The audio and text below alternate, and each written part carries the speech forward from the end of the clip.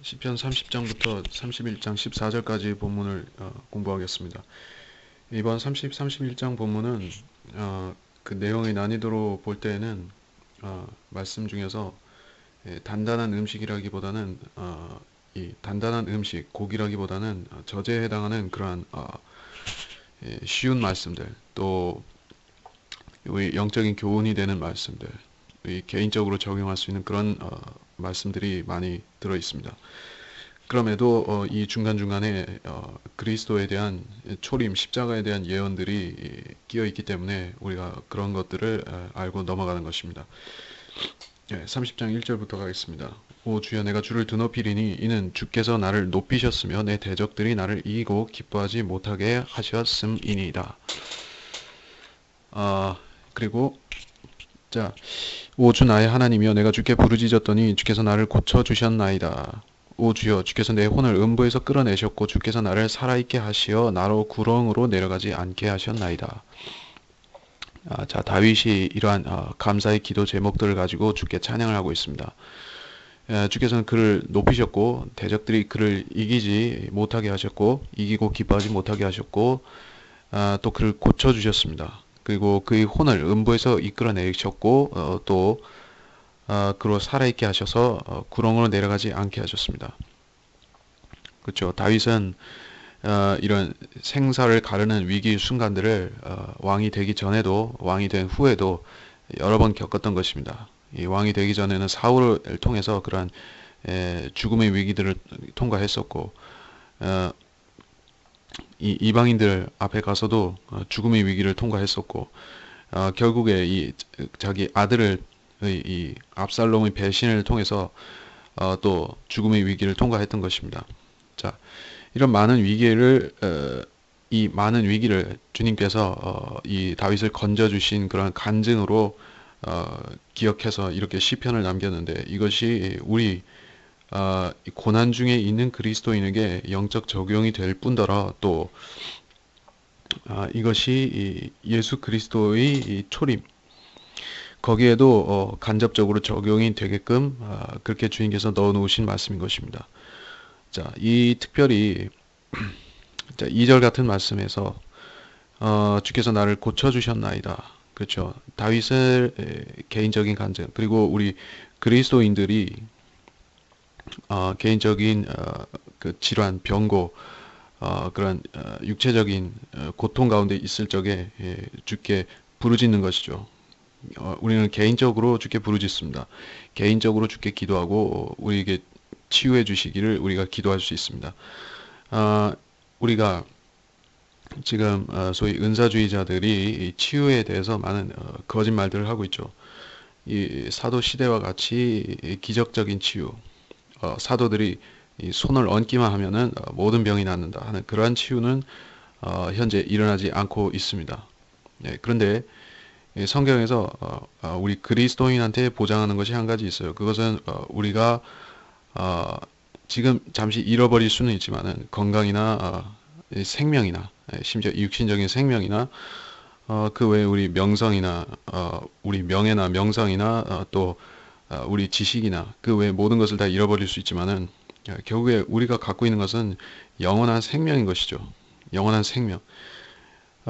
결국에 우리 구약 성도들이 그것을 얻기 위해서 예, 그것을 얻기 위해서 그렇게 피 눈물 나게 어려운 그러한 성도로서의 생애를 행위와 믿음을 통해서 헤쳐 나갔었는데 사실 우리는 거듭났을 적에 이 영원한 생명을 주님께로부터 거저 받았다는 것이죠. 그러면은 사실 우리는 이 치유라는 것에 대해서 이 구약 성도들하고도 좀 다르고 이 초대 교회 때 그런 기적적인 치유를 받은 사람들하고도 입장이 다른 것이죠. 우리 주님께서는 우리한테 성경을 주셨죠. 신약 성경까지 포함해서 전체 66권을 주신 것이죠. 그리고 이 성경 안에는 우리가 교리로 삼을 수 있는 것, 교훈이 되는 말씀들, 그리고 책망과 의로 훈육하는 말씀들, 그러한 것들이 있습니다. 예, 우리는 이 말씀들을 때와 경우에 맞게 우리한테 적용해야 됩니다. 예, 그러면 이렇게 이런 말씀들, 어떤 말씀들은 이 시편 30장에 있는 말씀과 같이 우리가 고통 중에 주님을 부를 적에 우리가 고난 중에 있을 때 주를 부를 때 그때 우리가 위로를 얻을 수 있고 우리가 개인적으로 적용할 수 있는 그런 구절이 나오는 것입니다. 음, 자, 그래서 4절에서 주께 노래하라 오 너희 그의 성도들아 그의 거룩하심을 기억하여 감사를 돌릴지니 그의 진노는 한순간이어도 그의 은총은 평생임이라 밤새도록 울음이 지속될지라도 아침이면 기쁨이 오리로다. 내가 번영 가운데 말하기를 내가 흔들리지 아니하리라 하였도다. 주여 주께서 은총으로 내 산을 굳게 서게 하셨으나 주께서 주의 얼굴을 숨기셨으므로 내가 번민하였나이다. 자, 어, 그래요. 우리가 주께 노래하는데 구약 성도들도 그렇고 이 신약 그리스도인의 이 성도라는 표식은 바로 항상 노래할 수 있다는 것이죠. 슬플 때나 기쁠 때나 마음이 무거울 때나 또 마음이 가볍고 우리가 세상 일이 잘 풀릴 때나 풀리지 않을 때나 우리는 주님 앞에 노래할 수가 있는 것이죠. 그러니까 우리는 단순히 어떤 것을 기억하면 우리가 노래를 할 수 있습니까? 그의 거룩하심을 기억하면 이 거룩함이라는 것은 그 자체가 감사의 기도 제목이 되는 것입니다. 감사의 노래 제목이 되는 것이에요. 우리 주님께서 거룩한 하나님의 아들이 아니셨다고 하면은 우리 앞에 인자로서 거룩한 분이 아니셨다고 하면은 우리는 진짜로 주님으로부터 아무것도 얻을 것이 없는 것이죠. 주님께서 거룩한 하나님이시면서 또 사람으로 오신 인자이셨기에 우리가 그분한테서 영원한 생명 외에 그분께서 주시는 모든 하늘에 속한 좋은 것들 다 얻을 수가 있는 것이죠. 그 거룩하심을 기억하면 성도들은 항상 감사할 수 있습니다. 모든 찬양과 감사하는 이 노래들의 제목은 결국에 주의 거룩하심을 찬양하는 것입니다. 그의 진노는 한순간이어도 은총은 평생임이라. 자, 개인적으로도 그렇게 적용할 수가 있죠. 그러니까 우리가 이 주님의 진노를 통과하는 순간이 있을 수 있죠. 그러니까 주님께서는 우리 이 거듭난 사람, 우리 속 사람, 구원받은 이 속 사람에 대해서는 화를 내시지 않지만은 우리의 일들에 대해서 또 우리가 잘못하고 있는 이 육신의 일들에 대해서 거기에 대해서는 진노를 하실 수 있는 것이죠. 육체에 대해서 우리 육신에 대해서 주님은 노하실 수가 있는 것이에요. 왜냐하면 이 육신은 아직 문제가 많이 있기 때문이죠. 근데 그러한 진노가 있을지라도 은총은 평생임이라. 그렇죠. 이 평생이라는 조건은 구약 성도인 다윗의 입장에서도 평생이고 우리 거듭난 그리스도인의 입장에서도 우리는 평생 동안 주님의 은혜를 받은 은혜를 놓칠 걱정 없이 그렇죠. 은혜 자체는 우리를 떠나지 않고 우리는 영원히 그리고 1차적으로 이 평생 동안 우리는 그것을 누릴 수가 있습니다. 우리가 평생 동안 누릴 수 있다면 그것은 영원히 가는 보장인 것이죠. 이 구원의 영원한 보장이라는 말을 사람들이 어떤 추상적인 개념으로 만들어서 그것의 진위를 가지고 얘기를 하려고 하는 것이죠. 구원이 평생 동안 보장되느냐? 사실 우리는 이걸 가지고 얘기를 해야 됩니다. 영원하다는 것은 사실 우리가 이 일생만 살고 끝나는 70이면 80대는 일생을 살고 끝나는 그 인생이 아니라 영원히 살아야 되는 것이 우리가 전제된 것이죠. 그렇다면은 지금 이 생에서 70, 80대는 이 생에서 주님께서 우리한테 이 확고한 은혜를 보장되는 은혜, 구원의 은혜를 안 주실 것 같으면은 우리가 영원한 것은 어떻게 우리가 보장을 받는다 얘기를 할 수가 있겠습니까? 결국에 이 구원의 보장을 믿지 않는다는 그 사람들의 문제는 그 사람들은 그 구원의 보장 자체를 안 믿는 것이죠. 지금 보장을 못 받았다면은 영원에 들어갔을 때 어떻게 그것이 보장이 되겠습니까? 그렇죠? 지금 죄가 영원히 제거된 것이 아니고 지금 주님께서 여러분의 죄를 깊은 바다에 던지시고 잊으신 것이 아니라고 하면은 언젠가는 주님께서 그걸 끄집어내서 여러분을 지옥에 보내실 수도 있다. 그런 얘기가 되는 것이죠. 결국에 이 구원의 보장을 믿는다는 것은 그 자체를 믿는 것이냐 아니면은 완전히 거부하느냐 둘 중 하나만 있을 뿐입니다. 자, 그래서 아침이면 기쁨이 온다. 그렇게 얘기했습니다. 아침은 예표적으로는 재림을 말하는 것이고 또 우리가 개인적으로도 아, 이런 경험들을 가진 분들은 이해를 하시는 것이죠.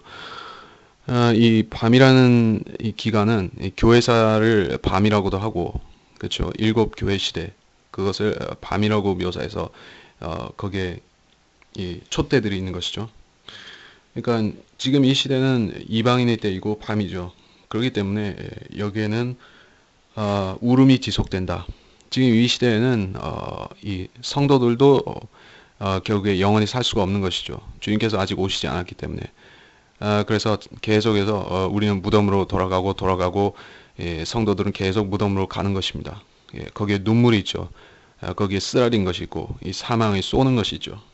그렇기 때문에 울음이 지속되지만은 아침이 되면, 이 아침이라는 것은 주님께서 오시는 그 의 태양이신 분이 오신 그 아침을 말하는데, 그때가 되면은 눈물이 그치는 것이죠. 계시록에 보면 분명히 그때가 되면 주님께서 이 구약 성도들과 한란 성도들 그 사람들에게도 눈물을 닦아주시는 장면이 계시록에 나오게 됩니다. 자, 내가 번영 가운데 말하기를 내가 흔들리지 아니하리라 하였도다. 그쵸? 갑자기 5절에서는 이 울음이 지속되다가 아침이면 기쁨이 온다 하더니 이 아침이 온 거예요. 이제 아침이 와서 그래서 번영 가운데 말하기를 이렇게 연결되는 것 같죠? 근데 사실은 그게 아닙니다. 이가 5절보다 6절이 사실 시점상으로 더 앞에 있는 것이죠.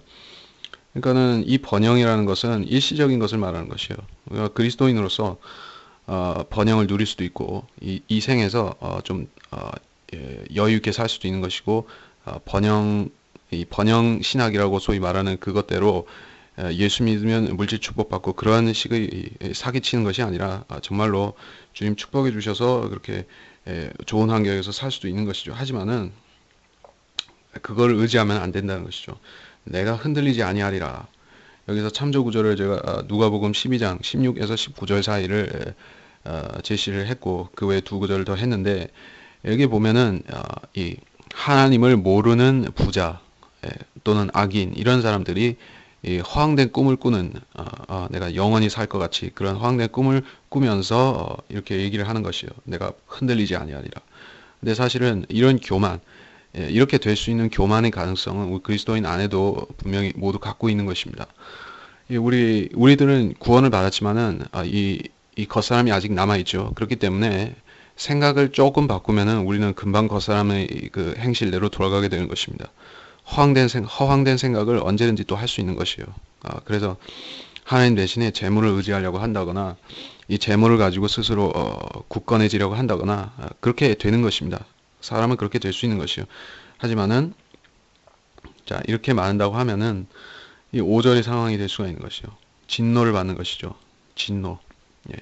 그러니까 이 돈을 사랑하는 사람은 많은 고통이 있다고 했어요. 성경에. 돈을 사랑하는 것이 모든 악의 뿌리니 이것을 사랑하는 사람들이 많은 슬픔으로 자신을 찔렀도다. 이런 말씀이 있습니다. 많은 슬픔으로 자신을 찔렀다. 슬픔이 있어요. 거기에는 돈을 사랑하는 데는 슬픔이 있다고 했습니다. 성경에. 그렇기 때문에 우리가 이 6절에서 분명히 교훈을 얻어야겠죠. 번영 가운데 있을 때 우리는 교만하지 말아야 될 것이다. 7절에서 주께서 주의 은총으로 내 산을 굳게 서게 하셨다. 자, 이 말이 나오죠. 이거는 다윗 개인적으로 말하자면은 그가 이 통일 이스라엘 왕국을 세웠잖아요. 그가 왕국을 세운 후에 이 예루살렘이 수도가 됐잖아요. 그러면서 거기에 왕궁도 세우고 이 다윗 성읍을 증축하고 했는데 결국에 그 다윗이 소망했던 것이 제일 큰 소망이 여기에 주의 전을 짓는 것이었거든요. 근데 그 전은 짓지 못했다는 것이에요. 근데 아무튼 이 주의 은총이 있어서 은혜가 있어서 이 산을 굳게 서게 했죠.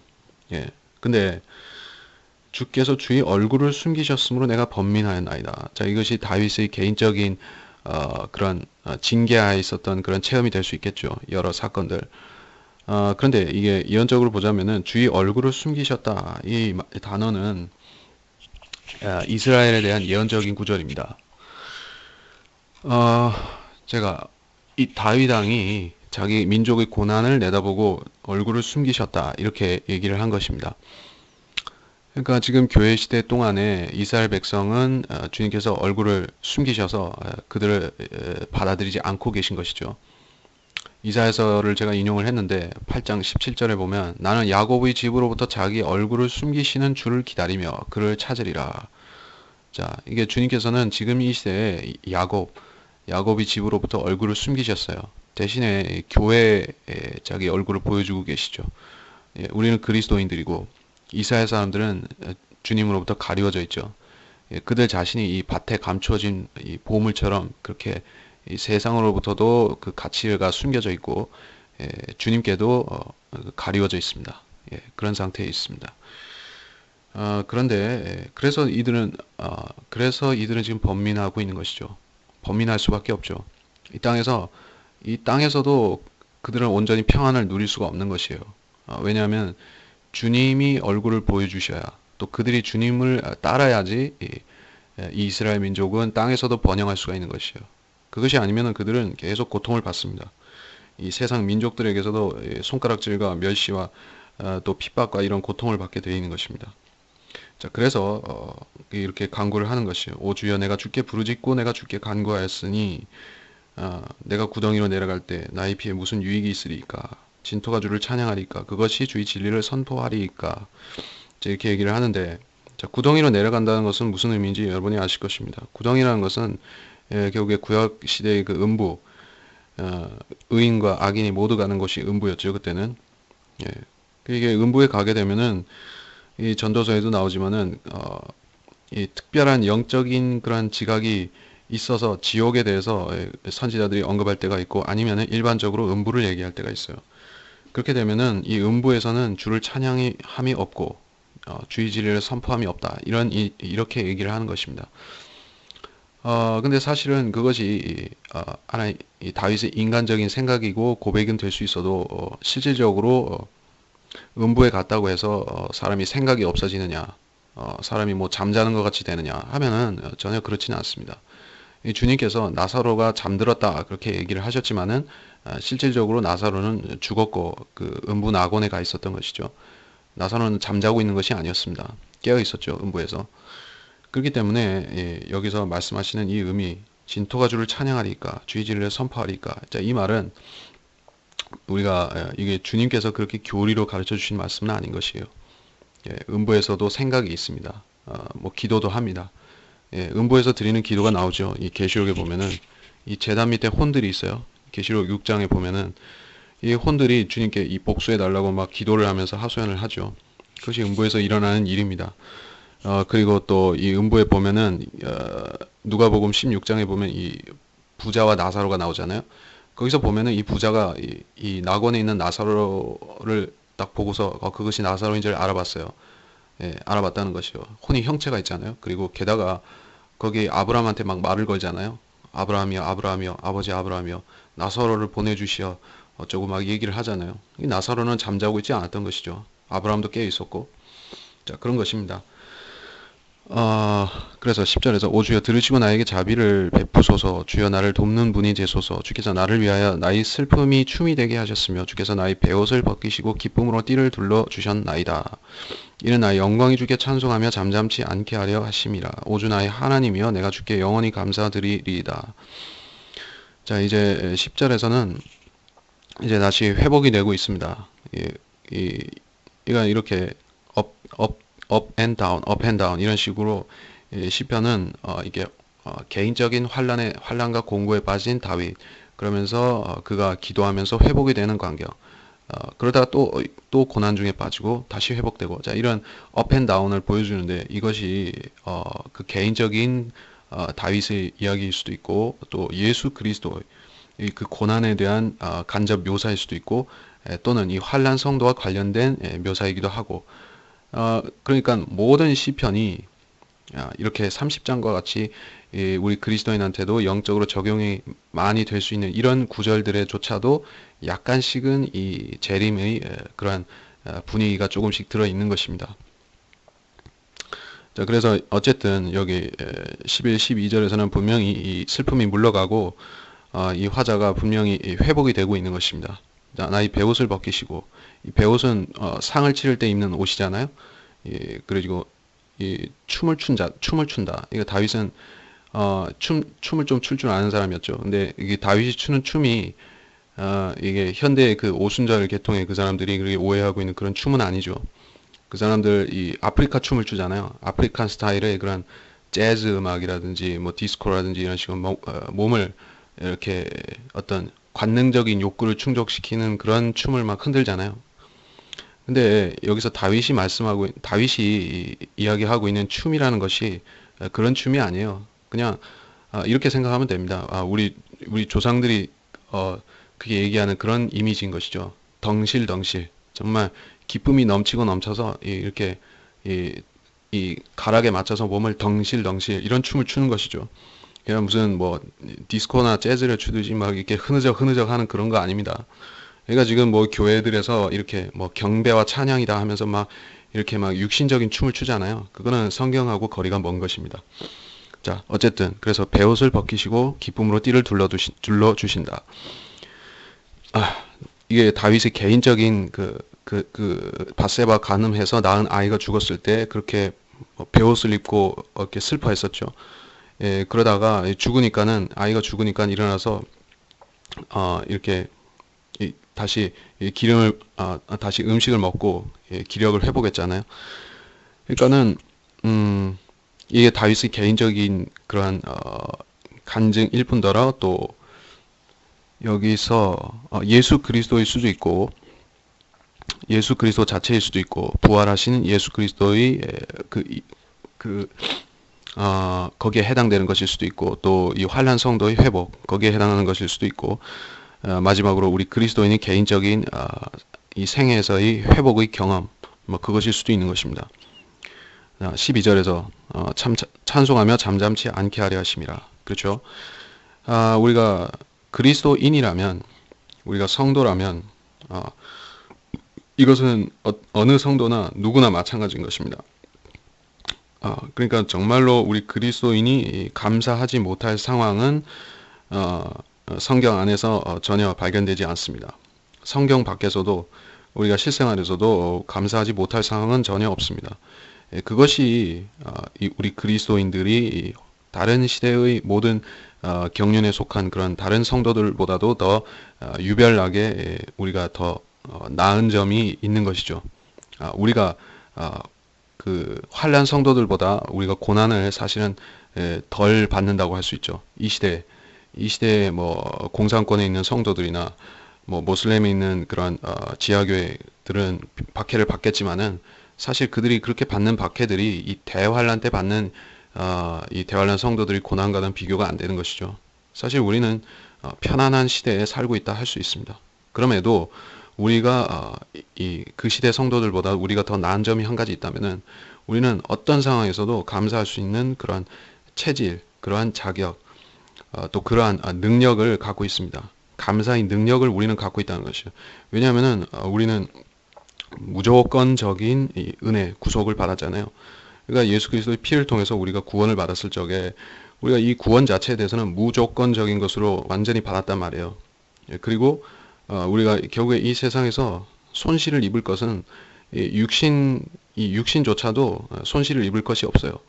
여기서 다 잃어버린다 할지라도 결국에 있는 그대로 다 돌려받을 뿐더러 우리가 오히려 하늘에 더 좋은 것들이 있잖아요. 저택들이 있고 또 우리가 조금 잘 하면은 이 유업들도 있을 것입니다.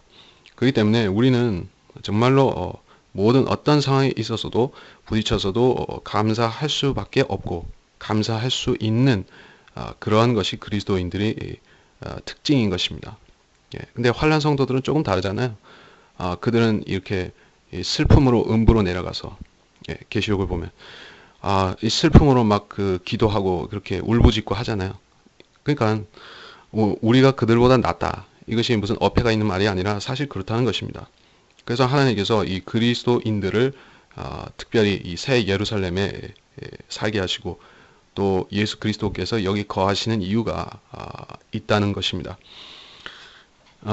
31장부터 다시 가겠습니다. 오 주여 내가 주를 신뢰하나이다. 나로 결코 수치를 당하지 않게 하시고 주의 의로 나를 구하소서. 주의 귀를 내게 기울여 나를 속히 구해주시고 나를 구원하는 방어의 초소로서 나의 견고한 반석이 되소서. 주는 나의 반석이시며 나의 요새시라. 그러므로 주의 이름을 위하여 나를 인도하시고 지도하소서. 그들이 나를 위하여 몰래 쳐놓은 그물에서 나를 끌어내소서. 주는 나의 힘이시니이다. 자, 어, 자, 이게 주의 의로 나를 구하소서. 자, 이 말이 나오죠. 이 말이 이 주의 의로 구하소서. 이것이 이 십자가에서 주님 피 흘려 주신 그 의로 나를 구하소서. 이거하고 직결되는 얘기가 아니라 여기서는 자기를 이 육신적으로 이 원수들에게 둘러싸인 상황에서 나를 건져 주소서 하는 이 위기에서 건져 주시라는 그 의를 보여 주시라. 예, 그런 의가 어떤 의죠? 주님께서 재림하실 때 이 세상을 사정없이 심판하시면서 자기 성도들을 구출하시는 그 의를 보여주시라. 자, 이 기도를 분명히 하고 있는 것입니다. 그래서 여기 이런 말들이 나오는 것이죠. 방어의 처소라, 반석이라, 또 요새라. 예, 이런 장소들이 나옵니다. 이건 물론 영적으로 적용을 해서 우리가 이런 기도의 방어진지다. 우리가 기도로서 자신을 지키고 또 교회를 지키고 성도들을 지키고 이 기도만큼 자기를 지키는 수단이 없지 않습니까?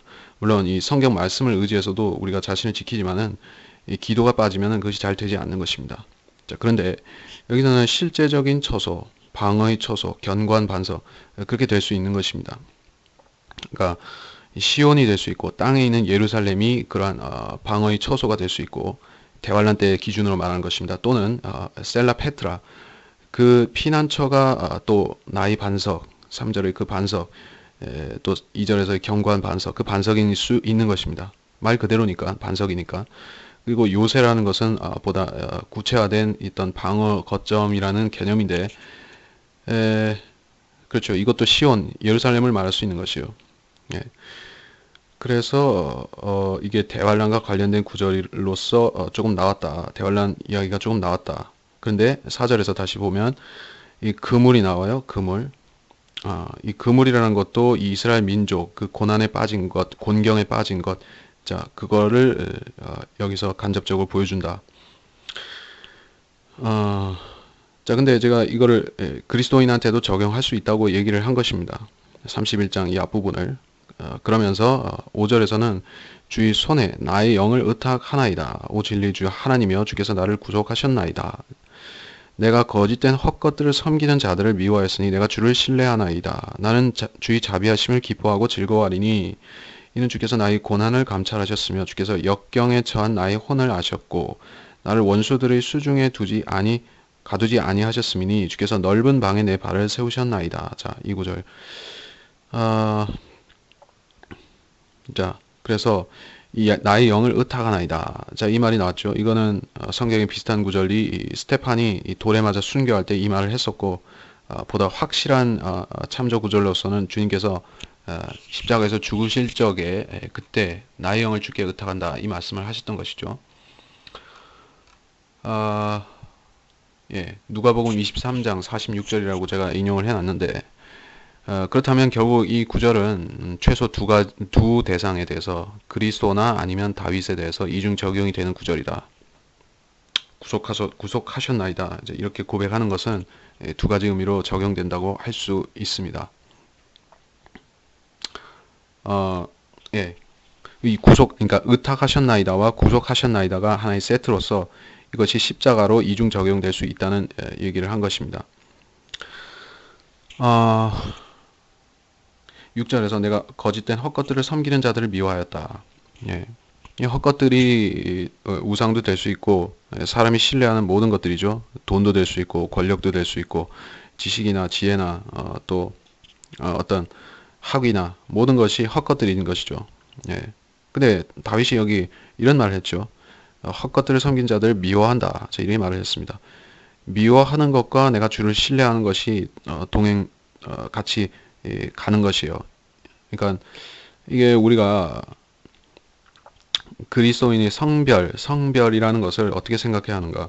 우리가 이 악한 주의 종이라고 하지만은 전혀 주를 섬기지 않는 그런 악한 종들이 있잖아요. 그리고 이 속이는 자들, 거짓 선지자들 그런 자들이 있습니다. 그러면서 이 성경을 조금 바꿔 가르치는 그런 악한 그런 게으른 청지기들, 그런 악한 청지기들이 있습니다. 말씀을 제대로 다루지 않는 그런 자들 있죠. 그런 자들에게 어, 우리가 구약식으로 이렇게 다윗처럼 그 자들을 미워하면 또 안 되겠죠.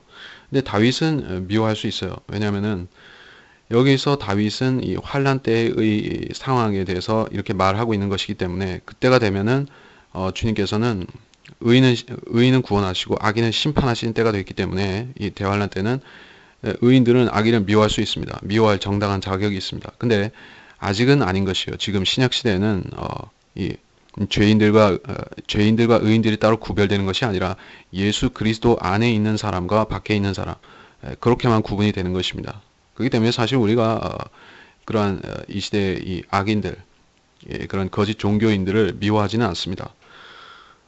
그러나 우리가 주를 신뢰한다면 그 자들로부터 성별은 되어 있어야 하는 것입니다. 이 성별이라는 것, 악한 자들과 손잡고 어울리지 않는다는 이 원칙은 구약이나 신약이나 어느 시대나 보편적으로 적용이 되는 것입니다. 나는 주의 자비하심을 기뻐하고 즐거워하리니 자 주께서 고난을 감찰하셨으며 역경에 처한 혼을 아셨고 자 이게 다윗의 개인적인 고백 같죠. 이렇게 쭉 보면은 그런데 8절에서는 넓은 방에 내 발을 세우셨다. 자 이런 고백이 나왔습니다. 원수들이 수중에 가두지 아니하셨음이니 그러니까 포위된 어떤 상황이 딱 나오더니 그러다가 하반절에서 8절 하반절에서 넓은 방이 나오면서 자 이거는 분명히 이 하늘과 관련된 얘기인 것이죠.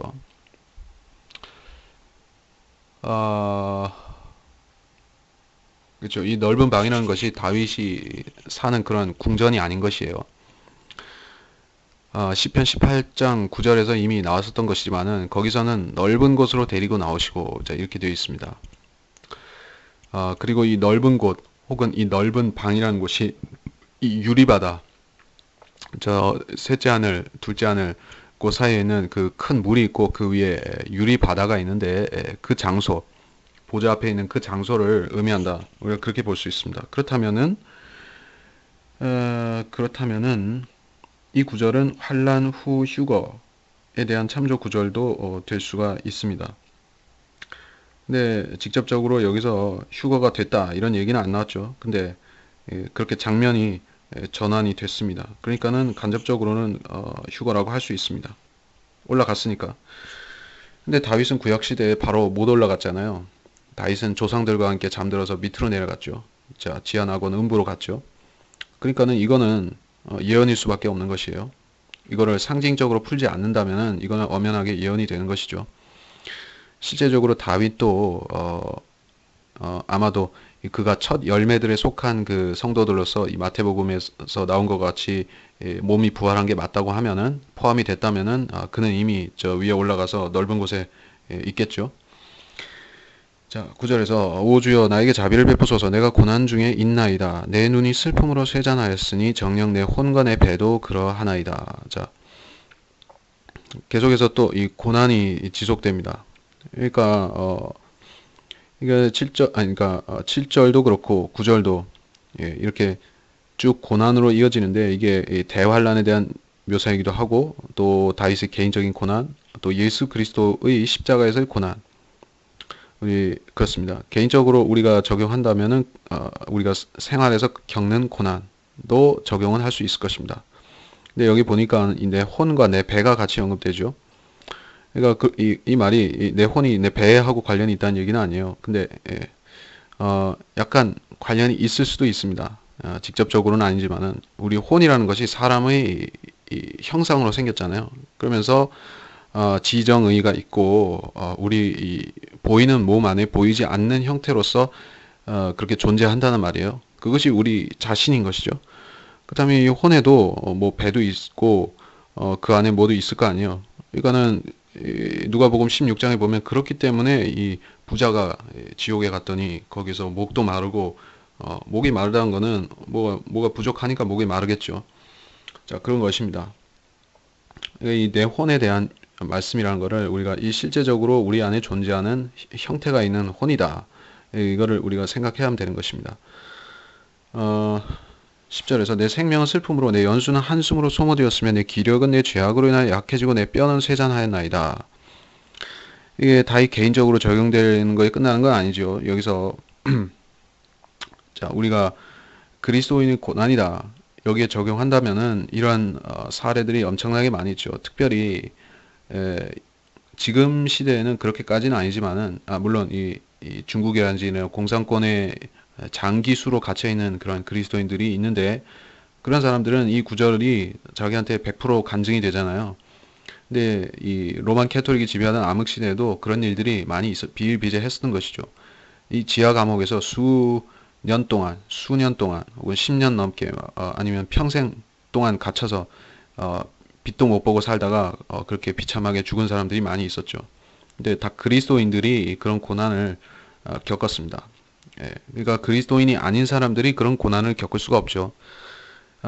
대부분은 그런 극한 상황, 극단적인 상황에 처하게 되면은, 어, 이해할 수 없는 그런 상황에 처하게 되면은 그리스도인 아닌 사람들은 대부분 정신이 돌아버립니다. 예. 그렇기 때문에 이 공산주의자들이 이런 이 수용소, 캠프 같은 것을 만들어서 집단 캠프 같은 것을 만들어서 거기에 사람을 몇 년 동안 집어넣고 지독하게 혹사를 시키면은 거기서 아무리 정신이 강철같이 강한 사람이라도 거기서 아주 나긋나긋해져 가지고 그냥 그 세뇌에 순응하는 사람이 되어서 나오게 돼 있죠. 그렇기 때문에 이 노동교화라 하는 것이 공산권에서 말하는 바 그 노동교화라는 것이 노동을 통해서 인간을 세뇌시킨다. 이게 굉장히 마귀적으로 아주 잘 사용하는 수법인 것입니다. 이 공산주의자들이 마귀한테 굉장히 영감을 많이 받아서 하는 것이에요. 이 로만 캐톨릭으로부터 영감을 받은 것이고 결국에 그 자들이 또 같은 영인 것이죠. 자, 그런데 이렇게 인간이 극단적인 고난을 당할 때 연수는 한숨으로 소모된다. 기력은 내 죄악으로 인해 약해진다. 내 뼈는 쇠잔하다. 여기서 내 죄악은 우리 개인적인 죄인들로서 적용이 되겠죠. 예수 그리스도는 자기 죄악 때문에 그렇게 되신 것이 아니니까. 근데 우리가 이런 경험을 하게 된다면은 우리는 이 십자가에 더 가까이 갈 수가 있는 것이요. 이게 예수 그리스도께서 당하셨던 일에 우리가 더 가까이 갈 수가 있는 것입니다.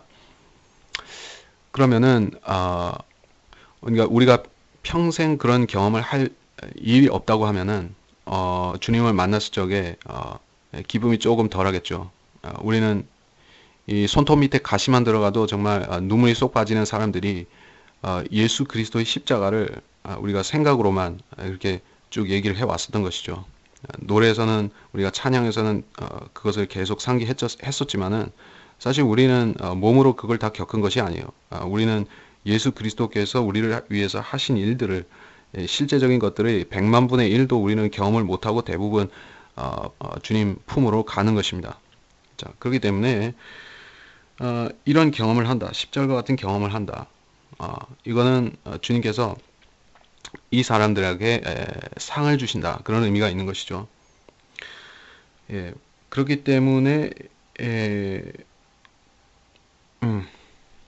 이게 31장에서 다윗이 이렇게 고난을 겪는 것, 또 영적으로 또 예언적으로 볼 때 그리스도인이나 아니면은 환난 성도들이 이런 고난을 겪는다는 것, 결국에 그 결론은 천년왕국 때 받는 상인 것이에요. 이 결론을 잘 알아야 됩니다. 이 결론에 분명히 우리가 잘 서 있지 못하면은 주님께서 합력하여서 선을 이루실 것이다. 주님의 온전하신 뜻을 이루실 것이다. 거기에 우리가 초점을 맞추지 못하면은 우리가 이 세상, 이 절망적인 세상만 보면은 희망이 생길 도리가 없죠. 우리가 지금 이 얼마나 절망적인 세상인가. 세월호 사건이 일어나고 정말로 불합리한 일들로 가득 찬 이런 세상을 보면은 우리는 살 희망조차도 없는 것입니다. 근데 우리는 그리스도인이고 우리가 주님을 위해서 여기서 고난을 겪거나 우리 죄 때문이 아니라 주님 때문에 고난을 겪으면은 그거는 상이 있는 것이요. 그러면 우리는 기력을 차릴 수가 있는 것입니다. 그 사실을 알기 때문에 11절에서 내가 내 모든 원수들 사이에서 특히 내 이웃들 사이에서 질책거리가 되었으며 내가 아는 자들에게 두려움이 되었으니 밖에서 나를 보는 자들은 나로부터 도망하였나이다. 이거는 예수 그리스도에게 분명히 적용이 되는 구절이죠. 이 주님께서 이 붙잡히셨을 적에 붙잡히셔서 죽으시게 되니까 여기에 주님을 알았던 사람들이 전부 발뺌하고 도망쳤던 것이죠. 심지어 수제자 베드로조차도 주님을 부인했습니다. 그래서 두려움이 되었어요. 아는 자들에게 두려움이 되었으니 나를 보는 자들은 도망하였나이다. 베드로는 도망갔죠. 다른 제자들도 같이 도망갔죠. 가장 사랑하시는 제자 요한만 남았죠. 그렇기 때문에 요한은 예수 그리스도의 몸, 교회의 예표가 되는 것이 바로 이 사도 요한인 것이죠. 다 도망갔다는 것이요. 그런데 대부분은 12절에서 죽은 자를 마음에 두지 않는 것처럼 내가 잊혀졌으니 나는 깨진 그릇 같나이다. 깨진 그릇 같나이다. 그릇은 사람이죠. 근데 주님께서는 이 십자가에서 6시간 동안 계시다가 내려온 다음에 완전히 깨진 그릇같이 되셨죠. 깨진 질그릇 조각같이 그렇게 완전히 말라 비틀어지셨죠. 주님께서는 거기서 잊혀지시는 것 같이 보인 것이죠. 죽은 자를 마음에 두지 않는 것처럼. 그러니까 사람들이 죽은 자를 마음에 두지 않는다. 이게 무슨 말인가? 우리가 죽은 위인들, 뭐 죽은 영웅들, 나폴레옹이니, 뭐 알렉산더 대왕이니, 뭐 부처니, 소크라테스니 죽은 사람들을 입에 올리면서 그 사람들이 사상을 얘기하고 그 사람들의 어떤 업적, 그 사람들이 어떤 칭찬할 만한 그러한 덕목들을 얘기하는 경우에 있어서 정말로 그 사람들을 마음에 두고, 그러니까 마음에 둔다는 것은 내 친구처럼 생각하고 내 혈육처럼 생각하고 그렇게 얘기를 할 수 있는 것이에요. 죽은 부처가 나한테 무슨 이득을 줄 수 있는 것이에요. 영적으로 아니면은 도덕적 교훈적으로 나한테 이득을 줄 수가 없는 것이죠. 다른 뭐 종교인들도 마찬가지입니다. 죽은 종교인들, 이 죽은 마호메트가 나오고 무슨 상관이 있어요? 근데 그 사람은 독재자였고 군사 독재자일 뿐더러 이 살인마였죠. 그렇기 때문에 우리가 그를 개인적으로 안다고 해도 전혀 교제하고 싶을 만한 사람이 아닌 것이죠. 하물며 죽은 사람인데 더더욱이 아닌 것이죠. 그러니까 결국에 이 죽은 자는 잊혀질 수밖에 없는 것이에요. 예수 그리스도는 근데 잊혀지지 않잖아요. 그러니까 이게 사람들이 이거를 오해하는 것입니다. 예수 그리스도를 잊혀지지 않게 만든 이유는 이 기독교라는 종교가 있어서 거기서 이 성탄절과 부활절을 기념하고 뭐 사순절을 하고 그런 식으로 종교 의식으로 그 분을 계속 기억나게 하려고 했기 때문에 지금 세상 사람들이 세상 사람들 중에서 그리스도인들이 예수님을 기억하는 것이에요? 아니잖아요. 우리는 그 따위 그런 뭐 성탄절이나 부활절이나 그런 이 캐토릭 의식들이 없이도 우리는 성경 안에서, 그러니까 또 우리가 이 복음을 통해서 구속을 받았기 때문에 우리 마음 안에서 주님이 살아계신 것이에요. 그러면 우리가 이 죽은 자를 마음에 두지 않는 것처럼 그를 잊어버릴 수 없는 것이에요. 왜냐? 주님은 살아계시기 때문에. 13절에서 내가 많은 사람들이 비방을 들었으며 두려움이 사방에 있었나이다. 그들이 나를 대적하여 함께 의논하며 내 생명을 빼앗아가려고 궁리하였나이다. 그러나 오 주여 내가 주를 신뢰하며 말하기를 주는 나의 하나님이시라 하였나이다. 그래요. 이것도 13절도 마찬가지로 십자가 때 예수 그리스도에 적용이 되는 것이죠. 십자가 전부터 적용이 되는 것이죠. 요한복음 11장 50에서 53절에 그들이 주를 죽이려고 모여서 의논했었죠. 그러면서 많은 사람이 비방을 들었던 것이죠. 주님께서는 이 바리새인들이 비방했고 마귀 들린 자라는 비방을 받았고, 또 주님께서는 이 세속 왕처럼 이 권력에 관심이 있는 것처럼 그렇게 오인을 받았던 것이죠. 그렇기 때문에 주님께서는 이 오해받을 자리에 절대 안 가셨던 것입니다. 이 주님께서 빵을 주시니까는 사람들이 주님을 왕으로 삼으려고 했잖아요. 근데 주님께서는 손 털고 가버리신 것이죠.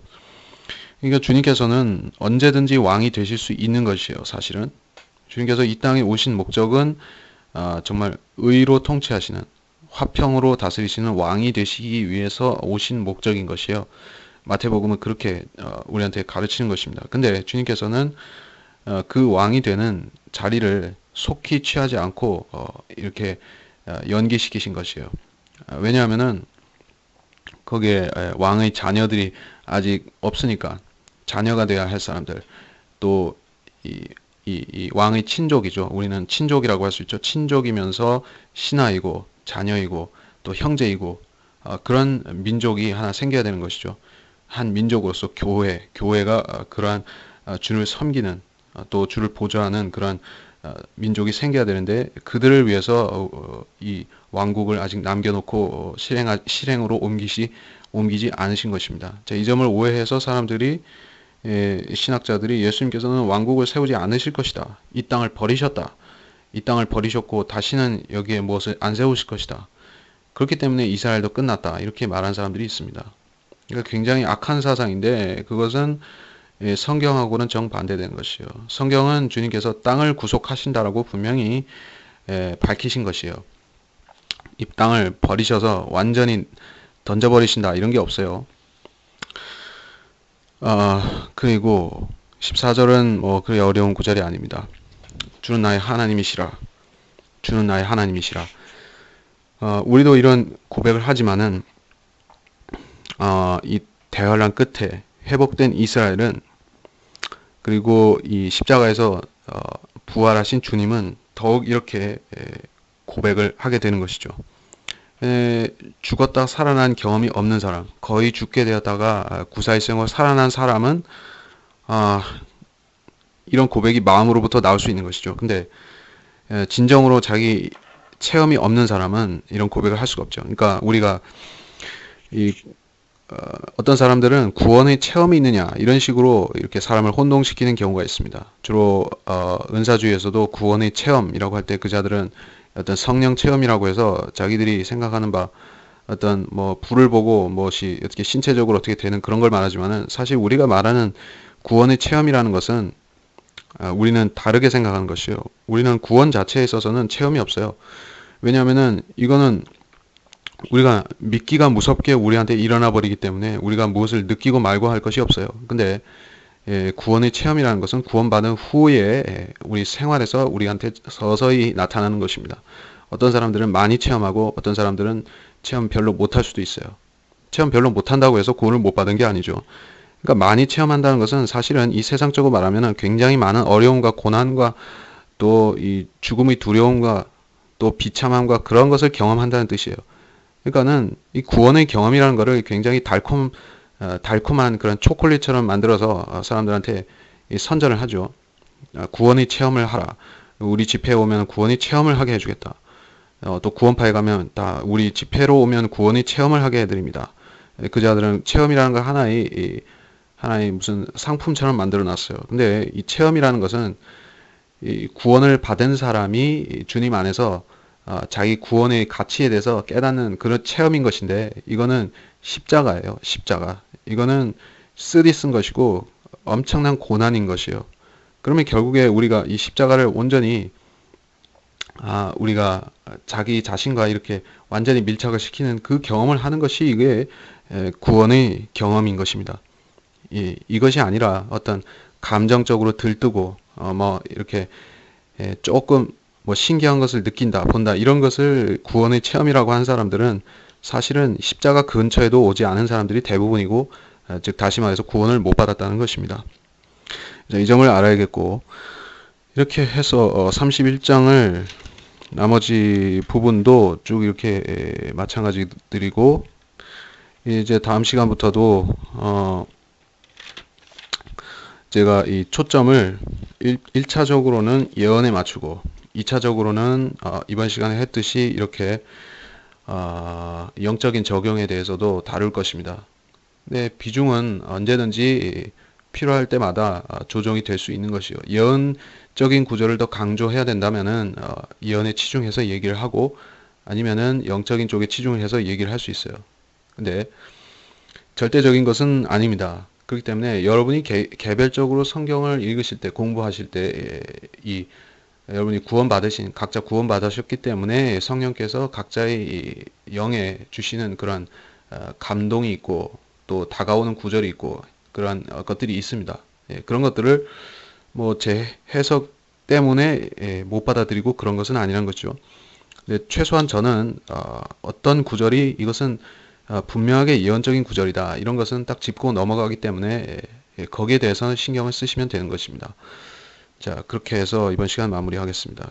예, 기도하고 마치겠습니다. 주님, 이번 시간을 통해서 30장, 31장에서 우리가 이 신약 성도에게 풍성하게 영적 교훈을 주시는 말씀이며 또 우리가 이 쉽게 은혜로 믿음으로 예수 그리스도의 십자가에서 흘리신 피를 믿는 믿음으로 쉽게 구원을 받았지만 사실 우리 구원이 이 시편 31장에서 나왔듯이 그리고 여기서 영적으로 묘사가 되었듯이 주님의 이 엄청난 십자가의 고통과 고난을 통해서 우리가 열매로서 얻은 구원이라는 사실을 다시 한번 기억합니다. 그리고 우리가 이 구원을 소중히 여기는 이유는 우리 또한 주님과 같은 이 육신의 연약함 가운데 있는 그러한 사람들이기 때문임을 우리가 기억합니다. 주님은 죄가 없으셨지만 그러나 우리는 죄가 있기 때문에 스스로 힘들다고 생각하지만은 주님께서는 그 십자가를 감당하셨고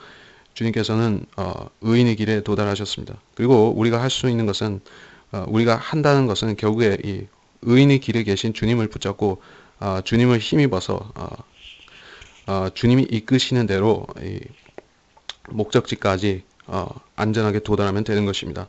주님, 그 사실을 기억하고 우리 구원의 보장을 더욱 소중히 여기는 것이며 또 이 시편을 공부하면서 다른 시대 성도들에게 주신 말씀과 그 교훈들을 비교해서 우리 자신의 이 가치와 소중함도 깨닫는 그러한 귀한 공부의 시간이 되기를 원합니다.